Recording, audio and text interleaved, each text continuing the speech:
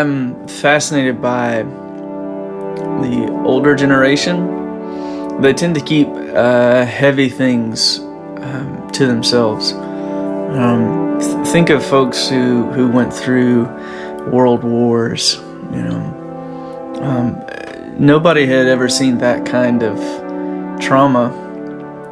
And how do you talk about that when you get home? The United States, which had saved the world for democracy, was a land of unlimited optimism and confidence.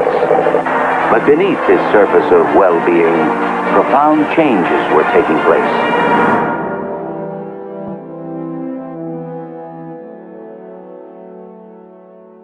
As I've gotten older, I've begun to hear more of these stories.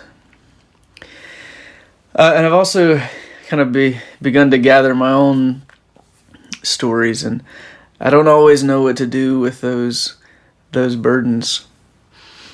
So I think about Paul. Like, how did Paul deal with these things that he had done? If I can manage to read Paul's letters with empathy, I can occasionally sense, I can hear these kind of shadows of shame and guilt kind of creeping up on him when he says things like, I'm the chief of sinners, or who's going to save me from this body of death? And for Paul, I don't think those are sentimental phrases. I think Paul really knew what it was like to carry incredible guilt about the things that he had done. I think Paul was really fighting to rest in Jesus' forgiveness, just like we are. I'm also fascinated by the idea of baptism. I keep coming back to it over and over again. And again, I don't think that baptism is sentimental language or imagery, or even like sort of a mythic metaphor. I don't understand it. But I think I really believe that some spiritual reality is enacted at baptism, that we really do die in order to live, that we are lowered into Jesus's death, and then our death gets left, our sin and our shame and our guilt gets left there and gets washed away in those waters, and we're raised up with Jesus. But that is really hard to believe.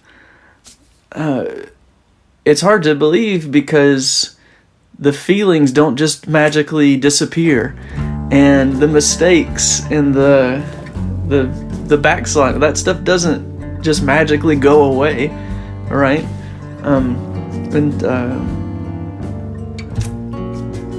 And the struggle continues, and I think Paul knows what that's like. He knows what it's like to be trapped in this endless and inexplicable failure, right? Like, I don't do the things I want to do. I keep doing the things I don't want to do, and I don't know why. Who's going to save me? Somebody save me. And I tend to feel like I have to keep paying for my guilt. The cross doesn't seem like it's enough. And last night I watched this movie with my brother called Get Low, and Robert Duvall is the main character. And Duvall becomes a hermit for 40 years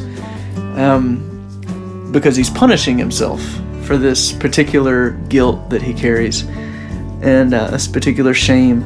And then there's an old black preacher, and the old black preacher says, you need to confess your sins so that you can receive forgiveness.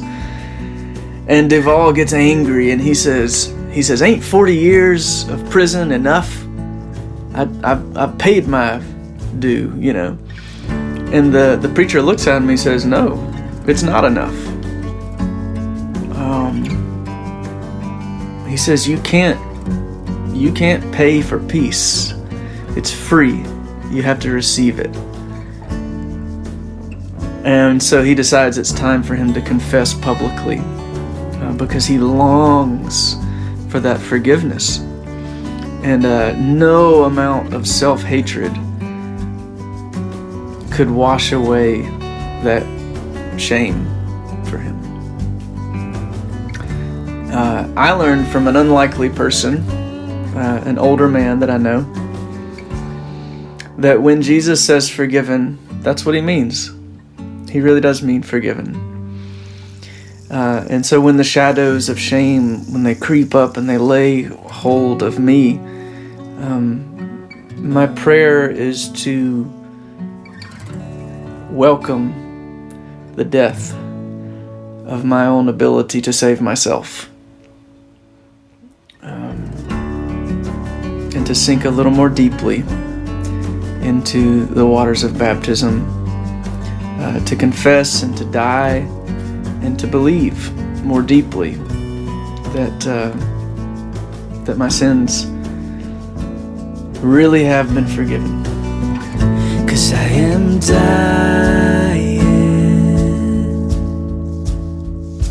to believe